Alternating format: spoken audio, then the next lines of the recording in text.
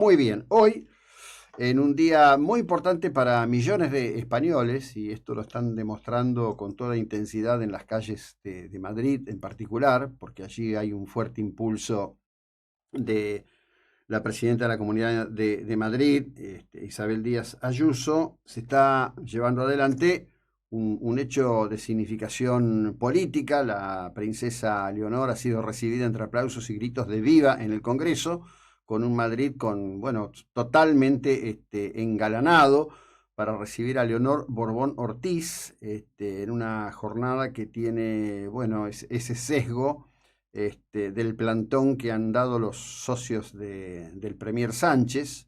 ¿Qué es lo que qué es lo que está ocurriendo en realidad? Bueno, la princesa de Asturias, siguiendo el legado de su padre, el rey Felipe VI, jura fidelidad a la Constitución española en un evento ya claramente citado como histórico en el Congreso de los Diputados. Justamente allí en España, en el contexto de esta jornada, está María Jamardo, que es periodista española. María, buen día, ¿cómo estás?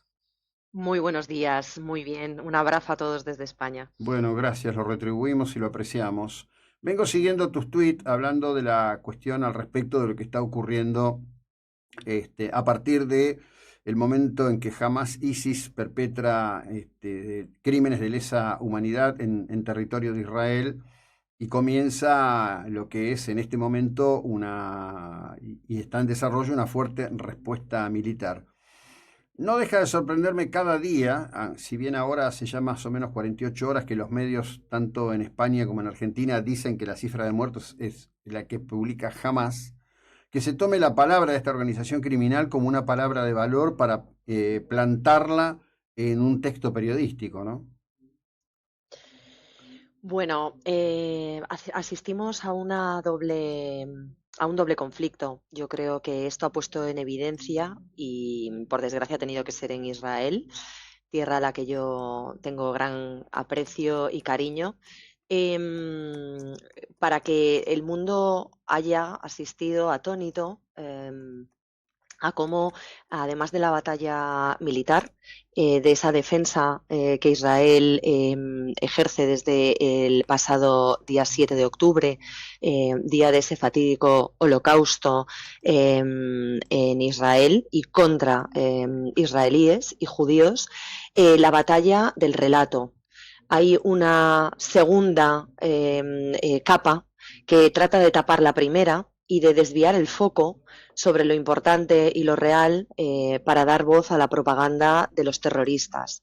Y yo creo que ahí es donde tenemos que dar la batalla a aquellos que no podemos estar sobre el terreno, pero que sí conocemos cuál es la realidad histórica y sobre todo los que tenemos el deber moral de que con los cuerpos todavía no identificados de algunas víctimas, con los cuerpos mutilados de muchas otras y sobre todo con 239 rehenes que jamás tiene secuestrados, de los que no ha dado una sola prueba de vida en estos más de 20 días que han pasado desde ese ataque terrorista, pues tenemos la obligación, insisto, de dar voz a esa tragedia, a ese ataque, a esa barbarie y sobre todo que no se desvíe la atención interesadamente. ¿Cómo se puede dar credibilidad a los datos que facilita una organización terrorista?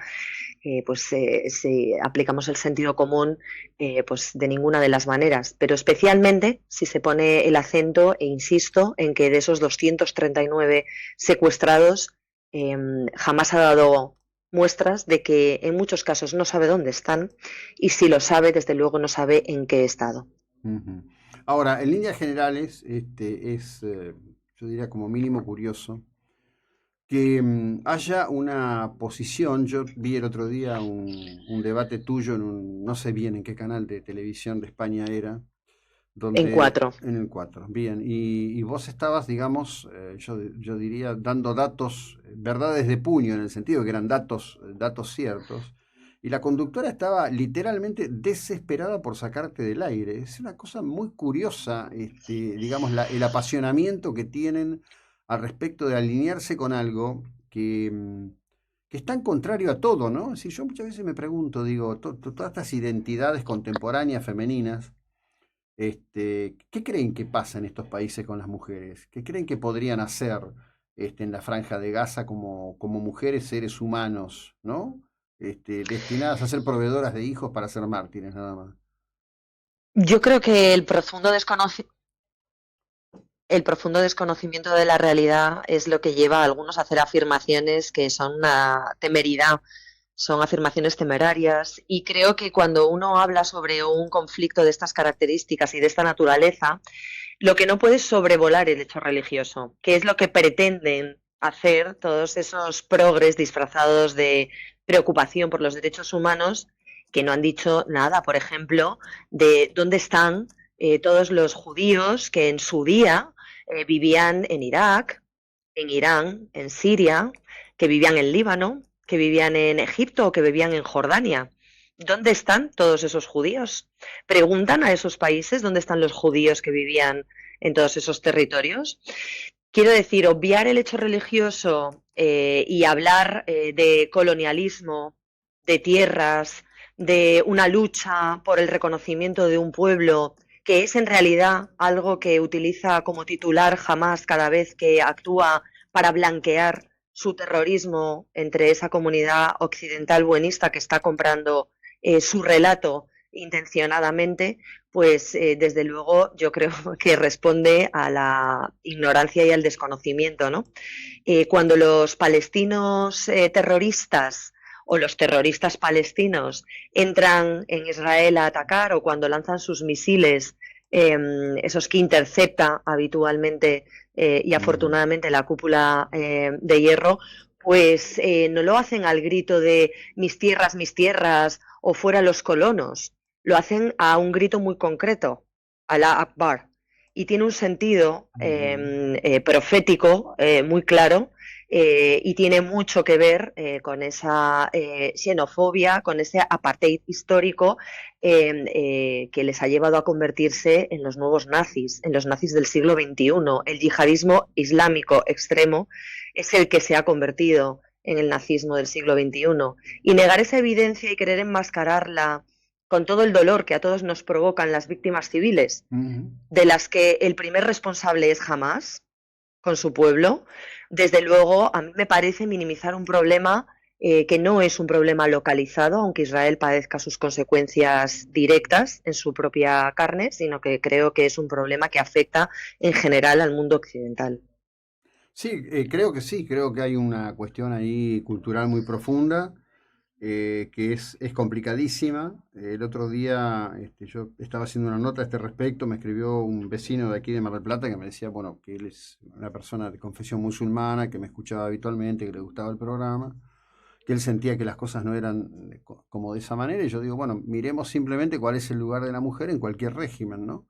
De estas características. Pensemos en Irán. Hace muy poco otra niña fue asesinada por la llamada policía de la moral iraní. Pensemos en la situación de las mujeres afganas, desposeídas de todo derecho, hasta el derecho a su propia identidad estética, digamos, por tomar quizás lo más visible, ¿no? Es decir, ¿cómo no se termina, cómo no se comprende esto? ¿Cuál es el signo? Amén del hecho de que permanentemente, desde la creación del Estado de Israel, el objetivo ha sido obtener, digamos, una vez más el control del territorio, desde el río Jordán hasta el océano, con lo que quiere decir que todo lo que esté entre el Jordán y el océano va a ser eliminado. No, no debiera ser tan complicado de comprender, ¿no? José Luis, yo creo que cuando la propaganda lleva tanto tiempo inoculada en una sociedad, va a tomar también un cierto tiempo revertirla, ¿no? Y Mm, contar las cosas como son y que el mundo abra los ojos a una realidad que no quiere ver porque no encaja en mm, el concepto de la ideología que se le lleva vendiendo tantos años como lo bueno, lo correcto, lo políticamente correcto, y que ha desvirtuado además su escala de valores. Hemos desvirtuado la escala de valores de la sociedad occidental actual para hacer entrega de esos valores básicos de convivencia que definen a las sociedades civilizadas frente a las sociedades teocráticas, las sociedades bárbaras que no respetan ni a su propio pueblo. Insisto, la autoridad en la Franja de Gaza es Hamás, que Mm. ganó en 2006 los últimos comicios que se celebraron con más de un 41% de los votos, lo que le dio la mayoría absoluta. Desde entonces, todos los derechos civiles, si es que los había o hubo alguna posibilidad de que existieran, quedaron cercenados. Los de hombres, los de mujeres, los de jóvenes y los de niños. Creo que es justo decir que Israel trata a muchos enfermos de la Franja de Gaza en sus hospitales, que pone a disposición, por cierto, desde alguno de los kibbutz atacados tan salvajemente el pasado día 7 de octubre, había equipos que trasladaban de un lado a otro de la frontera a aquellos familiares, a aquellos enfermos que iban a tratarse a hospitales de enfermedades como por ejemplo el cáncer. Creo que Israel se desconoce que emplea a muchísimas mujeres palestinas para darles un sueldo que llevar a sus hogares todos los meses y evitar así que sus hijos queden condenados como única salida a la yihad. Y creo honestamente que ninguna mujer occidental, que disfrutamos de todos los derechos reconocidos del mundo, que podemos vestir como queramos, que podemos expresarnos libremente, que podemos enamorarnos de hombres o de mujeres, que podemos tener varias parejas, que nadie controla lo que hacemos con nuestras vidas. Ninguna mujer occidental, en su sano juicio, podría defender a regímenes tiránicos que lo único que entienden es que la mujer es un ser de segunda fila. Tampoco se puede defender algo que choca de manera radical con la falta de respeto a la libertad individual. Veía ayer unas imágenes del colectivo LGTBI en Italia haciendo una Mm. performance en la calle con la bandera palestina en apoyo a Palestina. ¿Qué oportunidad tendrían cualquiera de ellos de hacer algo similar en la Franja de Gaza? No, serían Es que no tendrían ninguna. no, es más, serían asesinados. Pero Entonces, esa locura colectiva que lleva al pensamiento comunista antisemita a defender todo lo que es contrario a lo que por otra parte dicen defender en otros foros, pues la verdad es que una a veces no sabe muy bien cómo explicarlo, salvo que efectivamente quien está detrás de esta masacre, de esta matanza y de grupos extremos como Hamas o Hezbollah son regímenes como el de Irán y con el apoyo mm, implícito de Rusia, de los que muchos son simpatizantes. Así que solo se me ocurre que por una ideología sectaria alguien sea capaz de defender lo contrario a lo que dice defender mm, en otras circunstancias. claro que sí. María, muchísimas gracias. Buena jornada allí en España. Muy amable por tu tiempo y la ilustración sobre este tema. Un abrazo y muchísimas gracias por contar conmigo, José Luis. Bueno, María Jamardo, colega periodista española que viene liderando, yo te diría, un durísimo debate dentro de los medios en su país, ¿no? Al respecto de esto.